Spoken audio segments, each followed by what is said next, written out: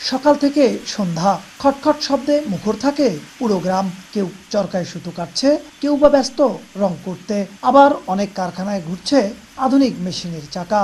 Sweater, মোজা, কার্টিকেন, muffler, টুপি, বাচ্চাদের বিভিন্ন ডিজাইনের শীতের পোশাক তৈরিতে দম ফেলার ফুরসত নেই গাইবান্ধার হুঁশিয়ারিপল্লীর বাসিন্দাদের। গোবিন্দগঞ্জ উপজেলার কোচার শহর, মহিমাগঞ্জ ও শালমারা ইউনিয়নের অর্ধশতাধিক গ্রাম জুড়ে গড়ে উঠেছে হুঁশিয়ারি শিল্পের ছোট বড় কারখানা। শীত মৌসুমে বেকার থাকে না কেউ।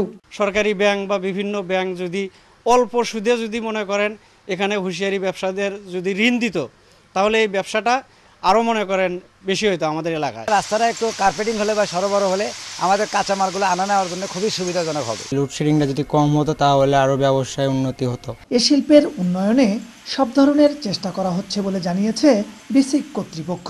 তাদেরকে আমরা বিভিন্ন ধরনের ট্রেনিং এবং আমাদের যে বিসিকের আর্থিক সহায়তাটা আছে, এটা আমরা প্রায় 50 জনকে ঋণ সহায়তা দিয়েছি।